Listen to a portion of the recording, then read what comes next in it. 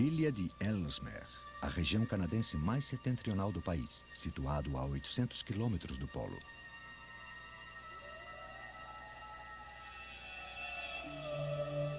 Para sobreviver neste universo gelado, é preciso ser um animal muito especial. E este animal é o lobo do Ártico. Único entre os lobos de pelo branco, estes caçadores do Alto Ártico não se intimidam com a nossa presença. Em grupo, eles perambulam por estes desertos gelados para além da superstição, desconfiança e ódio que com muito boa vontade sentimos e atribuímos à sua espécie. Mas hoje, lobos e homens se cruzaram, revelando algumas verdades sobre suas vidas. Grande Norte, o país do lobo branco.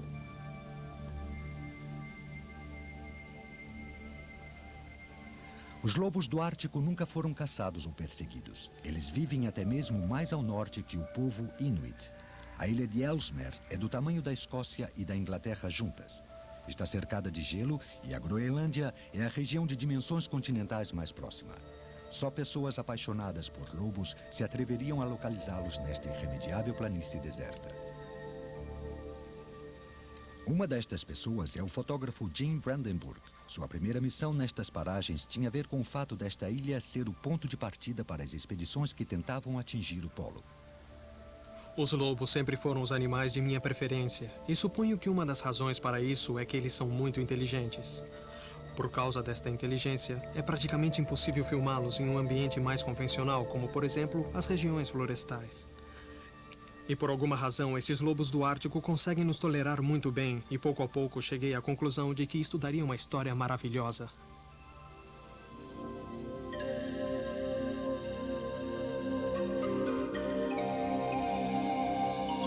Para o fotógrafo da vida selvagem, a volta dos raios do sol da primavera iluminam este universo, liberando-o rapidamente do inverno do Alto Ártico.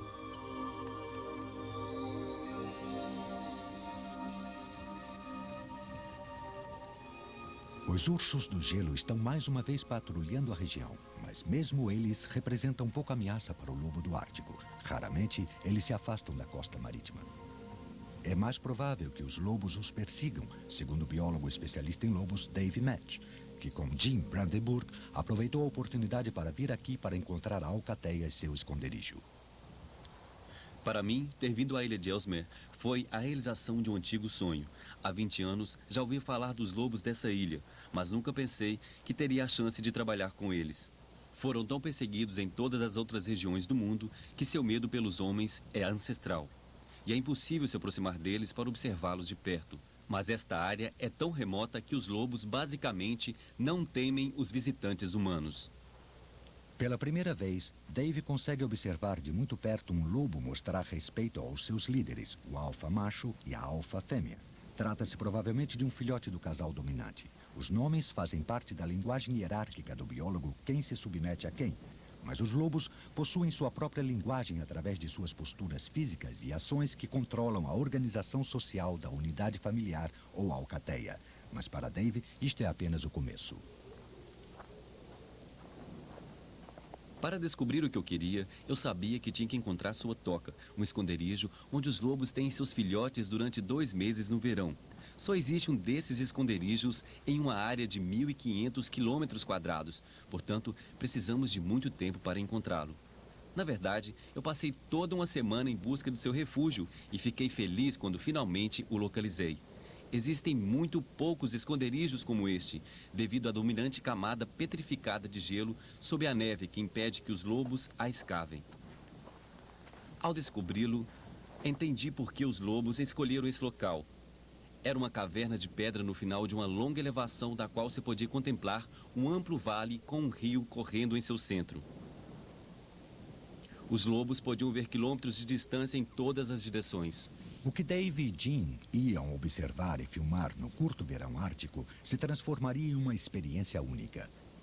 Eles sabiam que tinham a possibilidade de viver no meio desta alcateia selvagem, passando quase a ser parte deles. Ficaram surpresos por terem um contato tão próximo com Mom, nome que eles lhe deram, e seus filhotes que saíram pela primeira vez fora da toca. Decididamente, estes não eram os terríveis lobos assassinos das histórias de ficção e das lendas. Aqui, a verdadeira história poderia começar. O processo de filmar passou por muitas fases evolutivas. Exigia muito equipamento, inúmeras caixas de lentes e câmaras. Especialmente em uma região remota como esta, precisamos de equipamentos sobressalentes e, portanto, as necessidades são maiores que o normal. Os lobos tinham escolhido o local perfeito para o seu esconderijo e, portanto, tentamos encontrar o lugar perfeito para o nosso acampamento. Queríamos estar o mais perto possível do esconderijo para observá-los da melhor maneira possível, mas não tão perto para não pôr muita pressão na alcateia e em suas atividades diárias da criação dos filhotes. Como disse, uma das razões do meu grande respeito pelos lobos é que você não consegue nunca enganá-los. Como fotógrafo da vida selvagem, você aprende muito rapidamente as técnicas que você pode usar para observar animais de perto, quer seja usando esconderijo ou usando lentes de longo alcance. É uma região difícil e grande parte dos deslocamentos tem que ser feitos a pé. É fundamental que se trabalhe em equipe. Conseguimos trabalhar muito bem juntos, porque ambos tínhamos o mesmo objetivo. Para fotografar os lobos ou observá-los, você tem que chegar bem perto deles. Dave, com esse tipo de luz, eu acho que temos que chegar mais perto. A luz está terrivelmente sombria e pesada. Sim, eu acho que podemos chegar mais perto. Eles não parecem se sentir perturbados agora. Se Mo for como no ano passado, ela não vai se importar. Sim, mas não podemos nos arriscar. Pode até não ser ela. Para começar, vamos bem devagar. Não podemos nos esconder em nenhum lugar. As árvores mais próximas estão a mais de 1.500 quilômetros de distância no sul. Nesta paisagem, os lobos conseguem ver e pressentir qualquer coisa que se mova. Mom sabe que eles estão ali, mas está tolerante devido à cuidadosa técnica de aproximação que está sendo usada.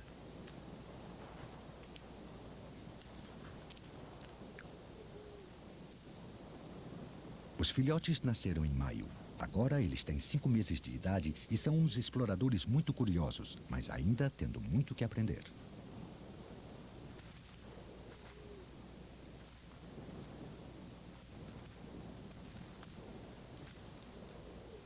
Para Dave Match, esta rara visão de intimidade trouxe muito entusiasmo para seus olhos de biólogo. O benefício de poder observar os lobos de tão perto ficou logo evidente quando eu pude vê-los se amamentando. Eu pude determinar quantas vezes por dia se alimentavam.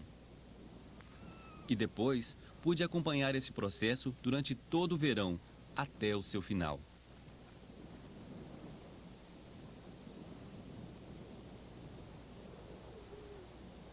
Embora já estejamos quase no meio do verão, a temperatura durante o dia é terrivelmente baixa, uma nova experiência para os filhotes. Eles passaram as 3 primeiras semanas de vida no esconderijo, aquecidos pelo corpo de sua mãe, protegidos contra o vento frio e no aconchego entre os irmãos.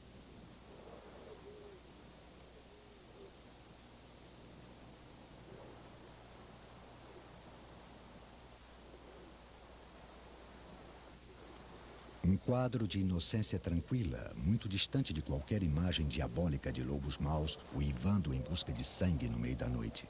Mas é o uivo que sempre entregou Jim Brandenburg. De todos os sons da natureza, eu realmente acho que o uivo do lobo é o mais evocativo e o mais misterioso.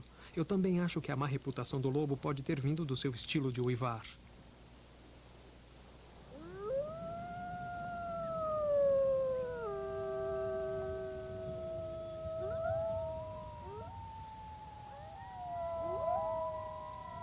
Para os lobos, uivar é uma maneira muito importante de comunicar o seu espírito de comunidade. É como uma espécie de cola que mantém a família unida. Esta é a primeira vez que observo os lobos selvagens enquanto estão uivando e quero analisar esta prática bem de perto, sob todas as formas. É uma sensação muito especial poder observá-los enquanto estão uivando. Isto é impossível nas áreas de florestas. Para mim, a voz do alfa macho é a mais espetacular. Lá pela metade do uivo, ele desce o tom em 1/8.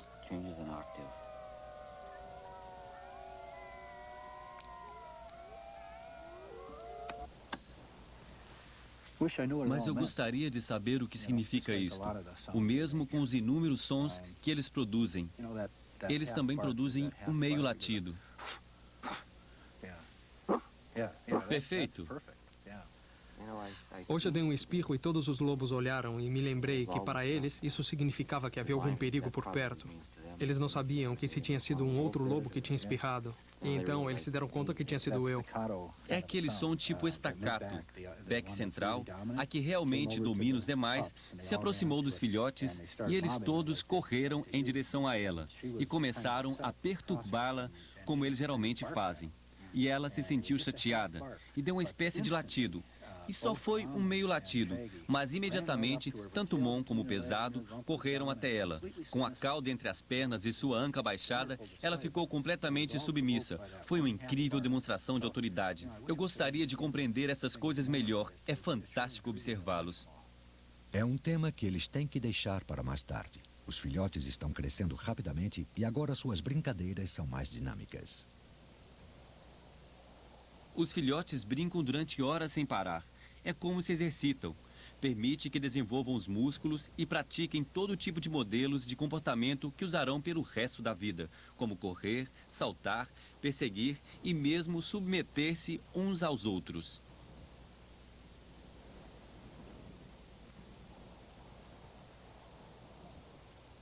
Competir por comida é uma parte muito importante na vida de um lobo, mesmo quando são pequeninos. Um filhote segura uma pena e tenta não deixá-la escapar durante o maior tempo possível. Isso é semelhante a segurar um pedaço de comida e mantê-lo firme. Neste sentido, essas brincadeiras são muito importantes. Hoje, uma pena. Amanhã, pode ser uma ave inteira.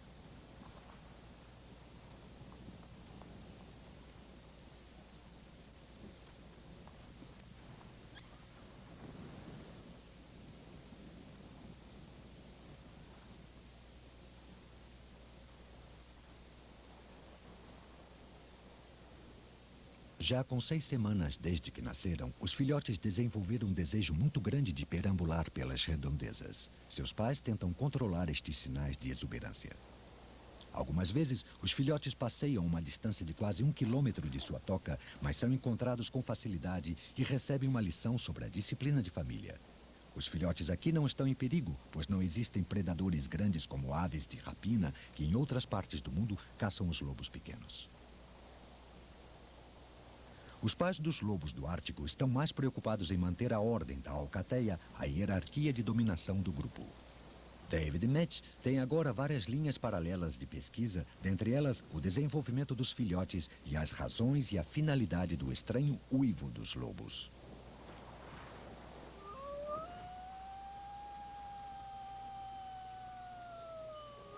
Quando a alcateia acorda, podem começar a uivar e até os filhotes tentam fazer parte do show.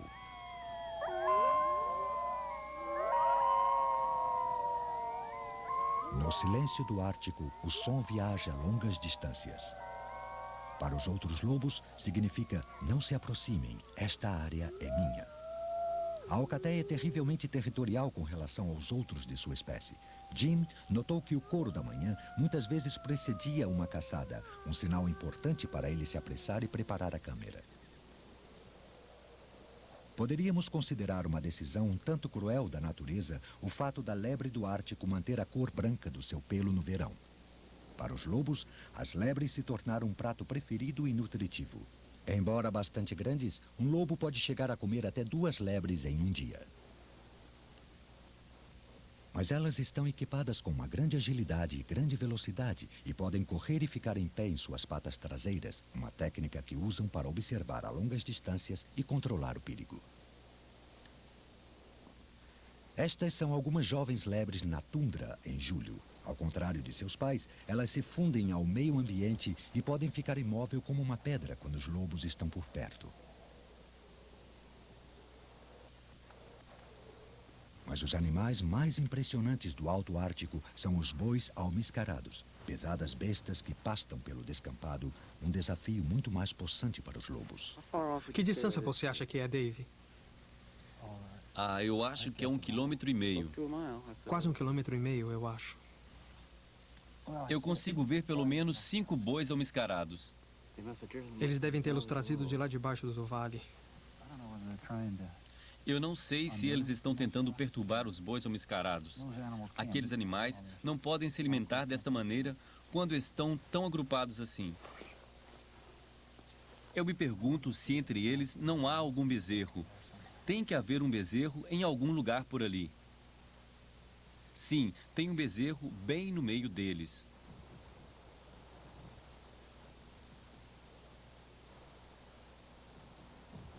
E é por isso que eles estão interessados. Um círculo de bois almiscarados representa uma defesa praticamente inexpugnável.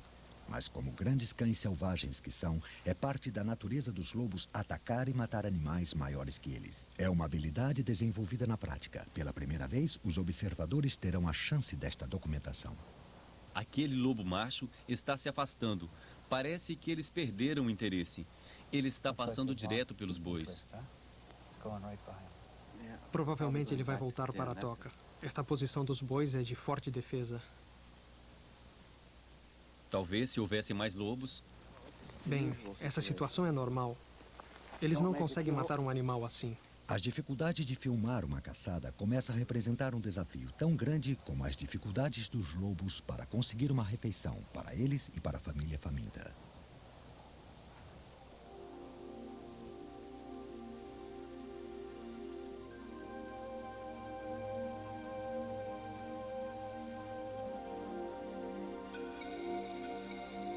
Os filhotes têm agora 2 meses de idade. Na luz perene do verão, o Ártico pode ficar surpreendentemente quente. Amontoar-se fisicamente já não é tão importante, mesmo nos frios dias de julho. À medida que o verão avança, o coração da tundra da ilha de Ellesmere floresce durante um curto período. Foi denominado o Jardim do Ártico.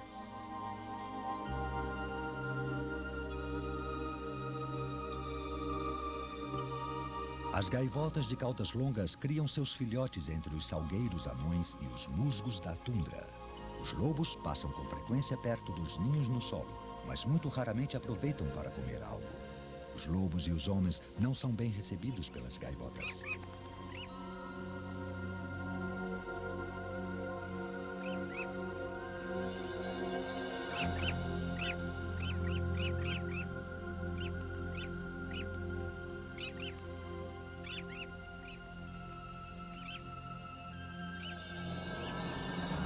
Os lobos que residem na área demonstram uma surpreendente indiferença ante a presença dos visitantes agressivos, como se não estivessem interessados em expor sua dignidade em uma batalha com as gaivotas em disputa de coisas insignificantes.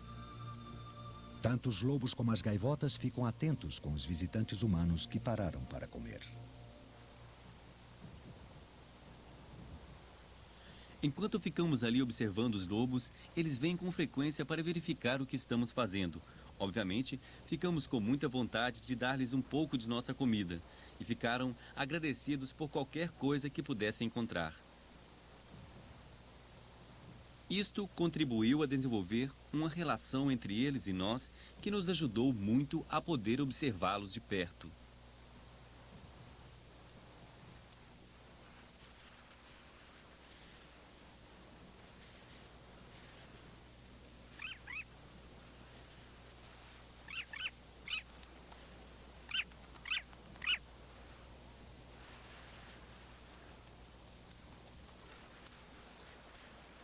É um momento fantástico. Um encontro entre um pássaro, um lobo selvagem e o homem. Jim estava ficando um pouco ansioso. Estar acampado bem perto dos lobos criou uma situação onde eu tinha a sensação de que a qualquer momento os lobos poderiam vir e destroçar o acampamento. Quando eles encontram alguma coisa em seu território que possa ser usada como um brinquedo, eles pegam a coisa, correm com ela e brincam uns com os outros por causa do achado. Mas claro, parece que eles têm um pouco mais de confiança agora, e algumas vezes eu pensei que eles achavam que nós estávamos invadindo a sua área e eles podiam fazer o que bem quisessem.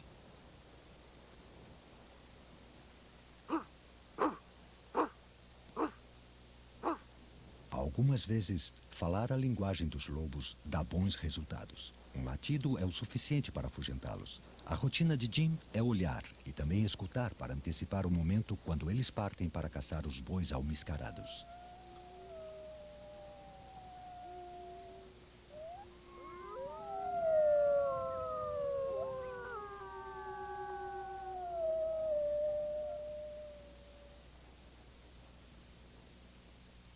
Naquele dia em particular, Eles acordaram como sempre depois de um longo sono. Acordaram muito excitados e eu tive a forte sensação de que alguma coisa muito importante ia acontecer. Alguns dias eles deixavam a área do esconderijo e, como que perambulavam informalmente, desapareciam durante umas 2 horas, voltando sempre depois para a toca. Mas naquele dia em particular, eles saíram em uma linha reta em direção ao leste, fila indiana, em um ritmo muito acelerado. Um tipo de ritmo que, mesmo com a vantagem dos carrinhos, era muito difícil acompanhá-los. O terreno acidentado não representa nenhum obstáculo para um lobo. Cada um deles avança com uma meta bem determinada. A alcateia se dispersou, mas se mantém em comunicação, uivando de vez em quando.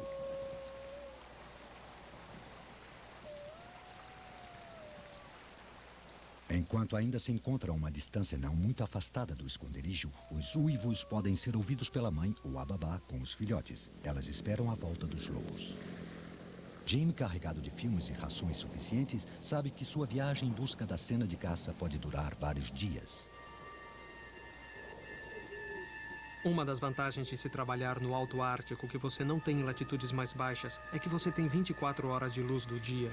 Aqui os lobos realmente nunca podiam se ver livres de nós, no sentido de que eles estavam sempre no palco com todas as luzes direcionadas a eles. E se eu conseguisse acompanhá-los e tivesse tempo suficiente, mais cedo ou mais tarde aquela cena poderia ser interpretada diante de nós.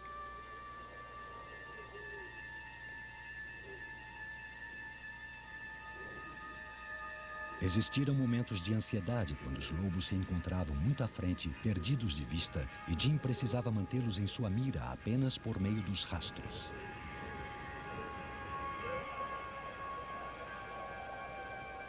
Até agora, já percorreram 48 quilômetros desde que saíram da toca, e Jim só consegue alcançá-los quando estão tentando atravessar um rio mais fundo e de maior correnteza.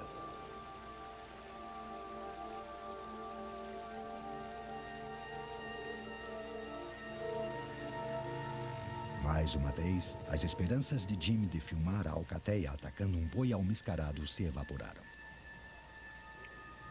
Foi uma experiência bastante frustrante olhar os lobos continuarem à distância, perdidos de vista, sabendo que eles estavam claramente indo fazer algo que envolveria uma intensa operação. Com o período do verão chegando rapidamente ao seu final, Jim e Dave decidiram que era crucial mudarem de planos.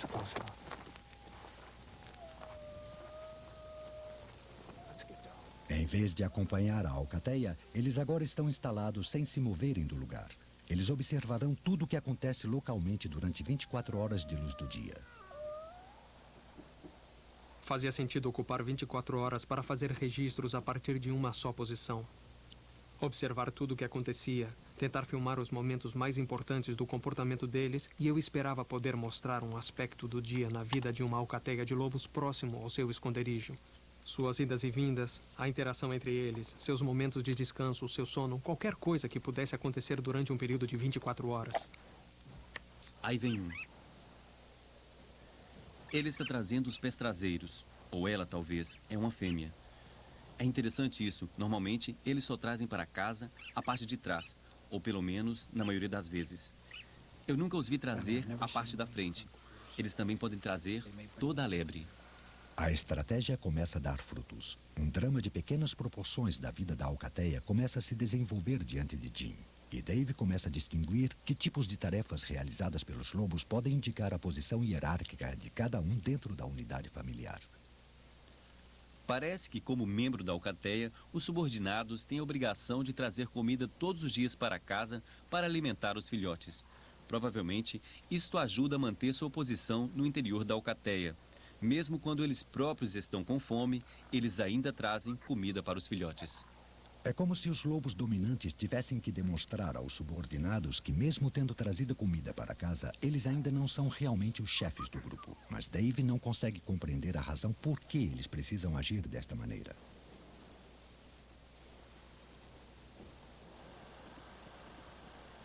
Enquanto eu os observava de perto, notei que de vez em quando os subordinados, na verdade, roubavam comida dos filhotes.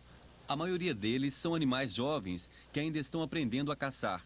Assim, esse excesso de comida forma uma parte importante de sua dieta.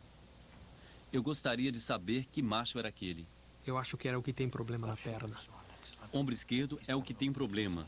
Ele manca um pouco da perna esquerda traseira hoje e também da perna esquerda dianteira.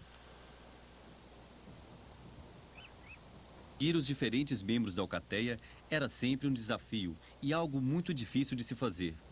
No entanto, éramos ajudados pelo fato de que o macho alfa normalmente dominava os demais membros do grupo e, para demonstrar isto, mantinha a sua cauda levantada. Para que ele pudesse compreender suas observações escritas mais tarde, Dave usa nomes como pesado, beck central, maltratado, ombro esquerdo, até mesmo cavaleiro solitário, além de alfa macho e fêmea. Além de abanar sua cauda, alfa macho tem um outro sinal de reconhecimento. Alfa macho é também reconhecido porque levanta sua perna quando urina. Alfa fêmea também faz isso, e esta ação de levantar a perna para urinar é uma maneira de manter firme os laços sexuais entre eles. Estes laços são reconhecidos por todos os demais membros do grupo.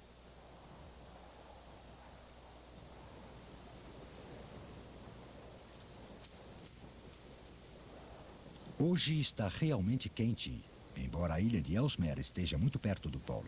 Os lobos, em seus pesados pelos, precisam de alguma maneira de se refrescar sob a contínua luz do sol. Sob a superfície, o solo está congelado. É a escondida camada de gelo permanente. Os lobos sabem como encontrá-la.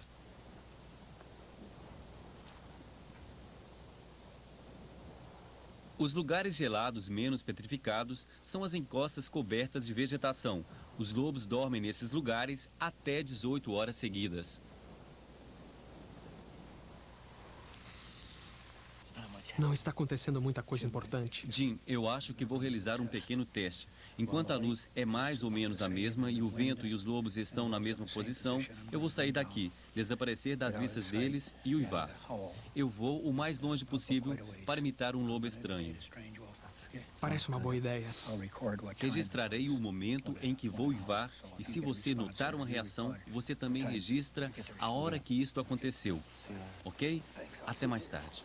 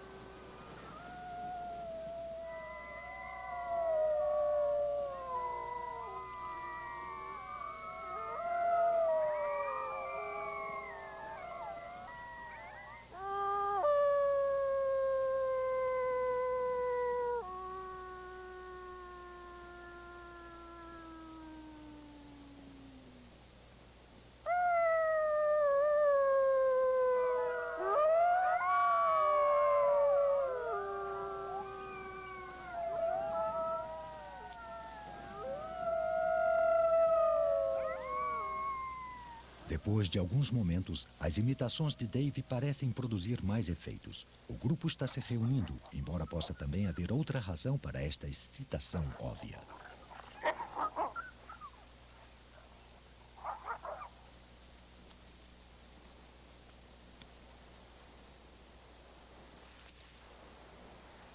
Dois membros do grupo estão abanando suas caudas como sinais visuais de liderança. Eles estão avisando aos demais que são os chefes. Dave, claro, não viu nada.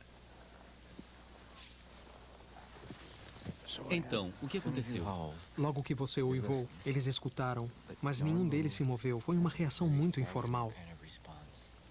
Esses outros dois voltaram?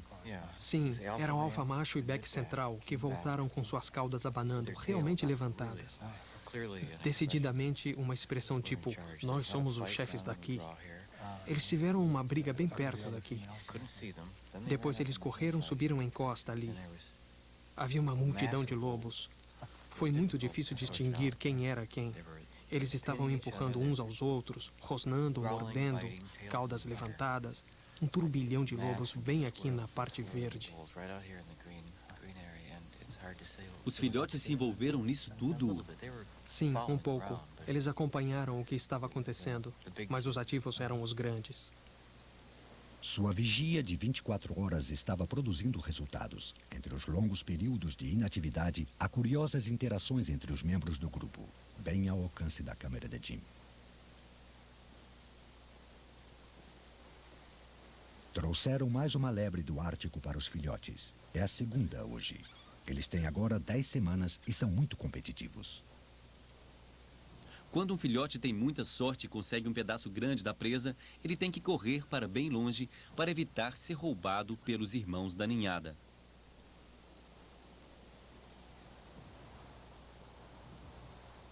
Nesta altura, eu tenho a impressão de que nenhum filhote domina os demais e que todos conseguem obter uma parte da comida.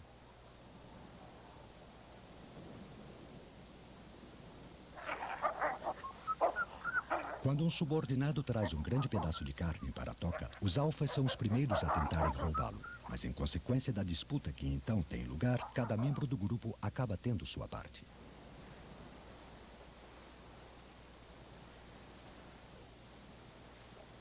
A lebre que eles estão comendo foi caçada não muito longe dali. Quando a presa é morta muito longe da toca, longe demais para ser trazida na boca, os lobos têm um sistema alternativo para transportar a carne. À medida que os filhotes param de mamar, uma quantidade cada vez maior de sua comida vem do que os adultos regurgitam. Os adultos possivelmente se alimentam a quilômetros de distância dos filhotes, engolem a comida e com o estômago cheio voltam para o esconderijo.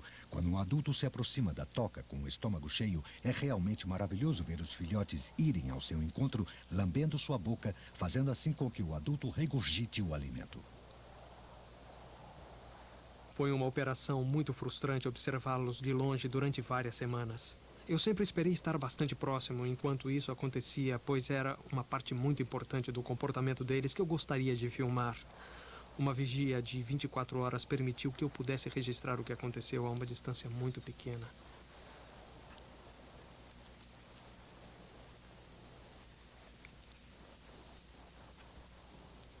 A alfa fêmea trouxe um grande pedaço de comida para os filhotes.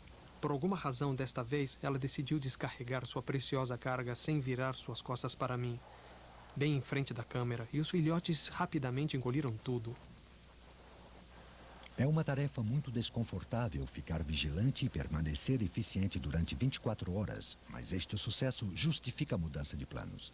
Agora, Jim pode recuperar suas horas de sono perdidas, enquanto ao mesmo tempo espera poder ter o mesmo sucesso com a caça aos bois almiscarados. Agora é o turno de vigia de Dave e os lobos passam a ficar curiosos com o que estão fazendo.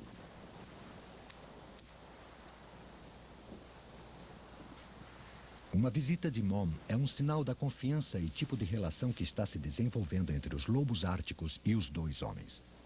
Desde o começo da operação, ela era a mais simpática e mais tolerante do grupo.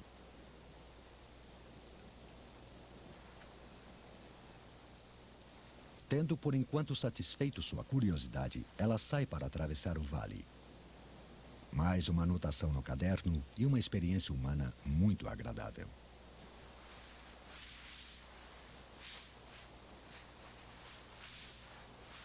Em 1970, Dave escreveu um livro que começava dizendo: a menor distância que estive com um lobo selvagem solto na natureza foi de 3 metros.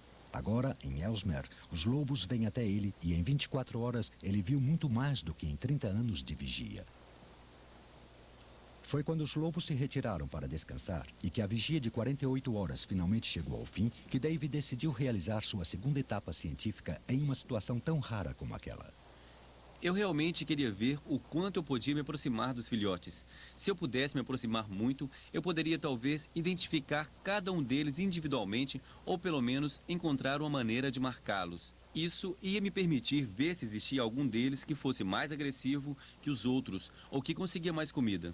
Ou talvez fosse mais explorador, mas tudo isso exigia chegar muito perto deles. Eu também gostaria de saber como Mom reagiria quando eu chegasse tão perto de seus filhotes.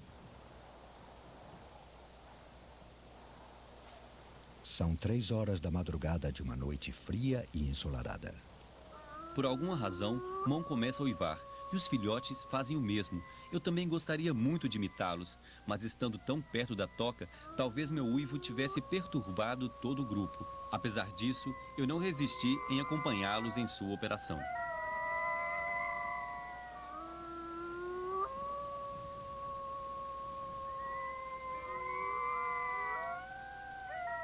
Visto, mas prudentemente sem ser ouvido, Dave atinge uma etapa mais próxima à compreensão dos lobos, que talvez seja o começo do seu futuro trabalho e de um registro escrito sobre Ellesmere. Mas agora, o curto verão está quase acabado e ambos os homens esperam ainda ver todo o grupo envolvido em uma grande caçada.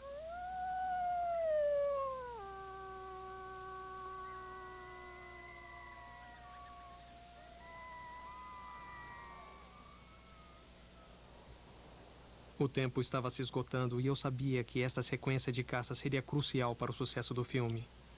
De alguma forma, quanto mais eu esperava, maior era a chance de filmar esta operação. À medida que os filhotes ficam mais velhos, eles exigem cada vez mais comida e o grupo se esforça cada vez mais para encontrar alimento. O tempo estava bom. Estávamos todos descansados e os lobos estavam muito determinados. Portanto, naquele dia, todos os sinais eram positivos. Dave tinha suas próprias razões para presenciar uma caçada de tão perto. Ele tinha visto antes várias delas de dentro de um avião, mas todas se resumiam em um grande número de lobos em torno da presa. Com o grupo de Ellesmere, talvez ele possa descobrir o papel de cada um dos lobos durante todo o processo de caçar e matar.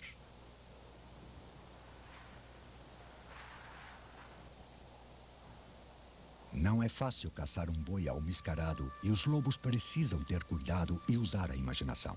Eles precisam morder os animais e ao mesmo tempo evitar seus coices e seus chifres. Mas quando eles chegam perto, os bois são obrigados a parar, reunir-se em grupo e enfrentá-los.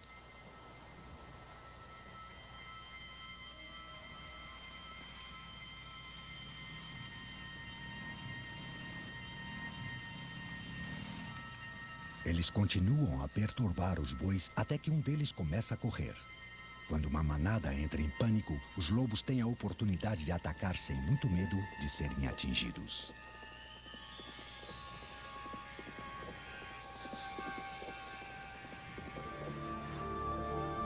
Tanto o predador como a presa têm que descansar com frequência e batalhas como esta podem durar horas.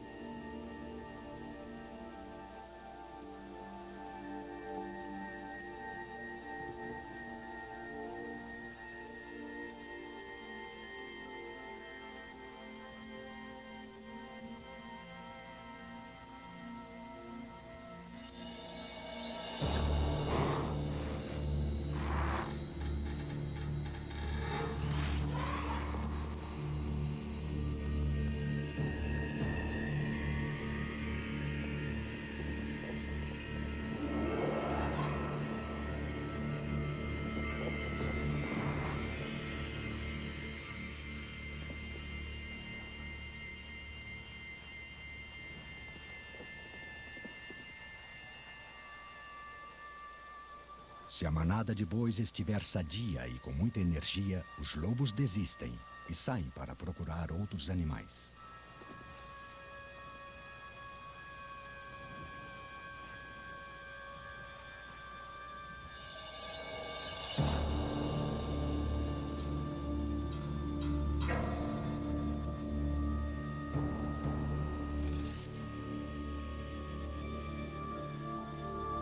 O grupo descansou durante 45 minutos e depois saiu para percorrer mais 8 quilômetros.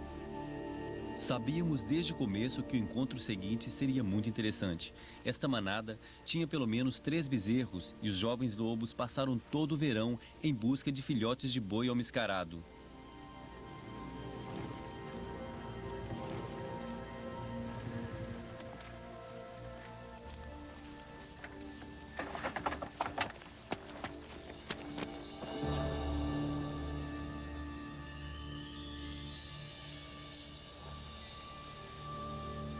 Eu podia ver que era o casal alfa que estava comandando o ataque contra esta manada. Um dos aspectos mais interessantes da intensidade do ataque era perceber as diferentes personalidades dos lobos. O que eu conhecia no esconderijo deles era um grupo de lobos. E o que eu estava vendo ali agora parecia um grupo totalmente diferente. Eles realmente se transformaram em máquinas de matar.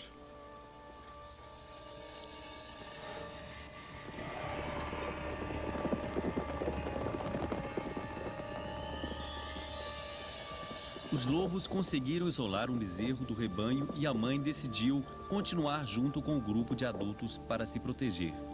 É difícil saber para onde olhar, pois o resto da alcateia tenta separar um segundo bezerro.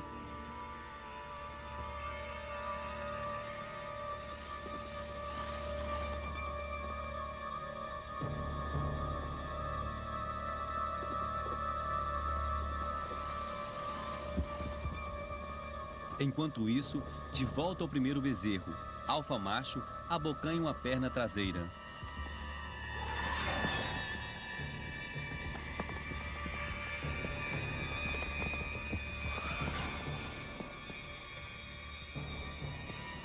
Mesmo com todo o grupo segurando firme a sua cabeça, foram precisos 5 minutos para que o bezerro tombasse. Durante 3 tensas horas de drama da natureza, Dave e Jim testemunharam nas planícies da tundra uma cena mais antiga do que a humanidade. O casal de alfas toma posse do corpo da presa, apesar de ter sido todo o grupo que, em conjunto, conseguiu matar o animal. Como os cães, os lobos são carnívoros. Eles não conseguem sobreviver comendo plantas. Milhões de anos de evolução desenvolveram suas habilidades para caçar, matar e digerir rapidamente sua presa. Este comportamento, depois da caça, era algo novo para Jim. E até mesmo Dave, que já tinha visto estas cenas em outras áreas, estava impressionado com a intensidade do desempenho deles.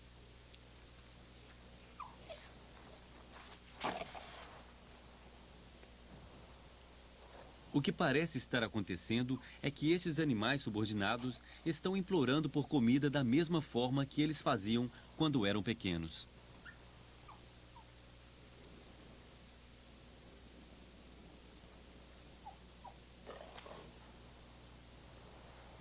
Embora essa cena fosse muito forte para se olhar, eu estava muito contente de ter visto tudo de tão perto e ter tido a chance de confirmar o papel dominante dos animais alfa.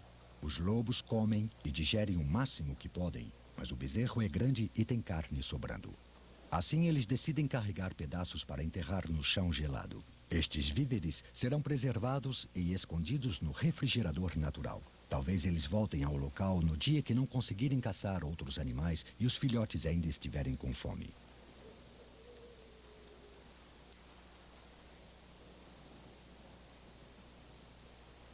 Eles se encontram a 30 quilômetros da toca e estão levando pouco ou praticamente nada com eles, exceto o que têm em seus estômagos. Fazem 12 horas que eles saíram da toca e agora estão de volta para casa. Este sofreu alguns ferimentos durante a caçada, mas todos os 5 estão bem fortes para fazerem a viagem de volta.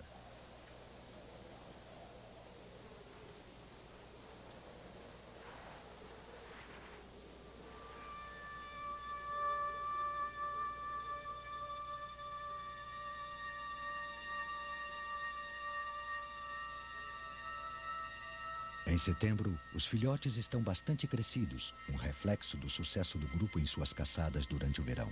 Eles vão precisar de energia e força para sobreviverem durante os próximos meses de inverno.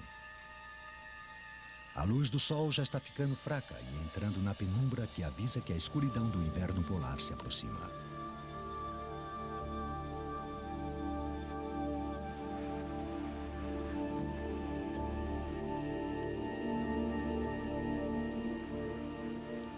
O pelo dos lobos do Ártico está agora denso e longo, material isolante contra o frio que deverá funcionar à medida que a temperatura descer muito abaixo de zero. Encobertos pela neve e na contínua escuridão, invisíveis, eles ainda precisam continuar caçando ou se alimentando de animais mortos para alimentar seus filhotes. Mas ninguém sabe o que eles fazem durante o inverno. Isto ainda é um mistério do Ártico. Um intrigante intervalo de 5 meses em uma história que só poderá continuar quando Jim e Dave voltarem na primavera.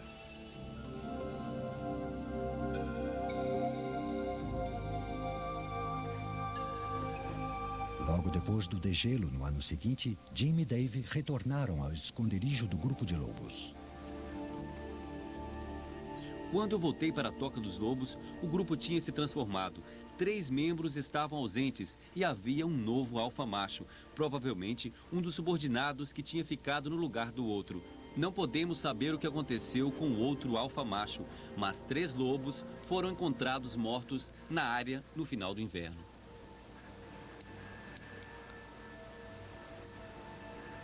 Ter contato tão de perto com pequenos filhotes brincalhões, vê-los crescer e testemunhar toda a energia investida neles pelos adultos, saber que eles iam passar um inverno muito rigoroso.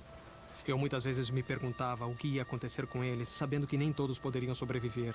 Na maioria das vezes, os lobos se afastam e morrem em lugares que você nunca vê, mas ser capaz de ir até onde estão seus corpos e realmente tocar com as mãos suas costelas à mostras, isso foi um momento de grande intensidade para mim. Os mistérios do inverno passam a ser as novas perguntas da primavera. Como estes animais morreram? Fome, doença, velhice ou o quê? Quando e por que teve lugar a mudança na ordem social do grupo? Quanto mais observo esses lobos, mais perguntas surgem em minha mente. À medida que a composição do grupo se transforma todos os anos, o comportamento social muda, tanto em relação aos animais membros, como com os filhotes. Ao ver os lobos novamente perto de sua toca, ficou claro que um verão cheio de informações sobre eles estava à minha espera.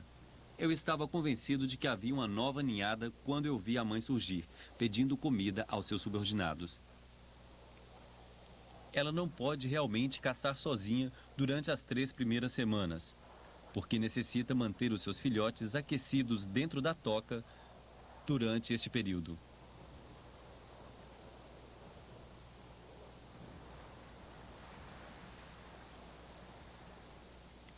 É impressionante, mas Jim conseguiu entrar na toca. É como se Mom confiasse em que ele chegasse perto dos seus filhotes. Entrar na toca foi uma decisão difícil. Ao pô-la em prática, foi um prazer muito grande descobrir que eles confiavam tanto em mim que permitiram que eu ficasse perto de seus filhotes. Estas imagens são cortesia de um lobo selvagem do Ártico, de sua aceitação dos curiosos forasteiros que vieram para Ellesmere. Mas poderemos retribuir esta confiança com a nossa? Ou será que a imagem tradicional do lobo como um animal de uso prevalecerá? No Alto Ártico, os lobos permitiram que testemunhássemos a verdade sobre suas vidas. Na família mundial de lobos, talvez o lobo branco das terras árticas seja um exemplo representativo de todos eles.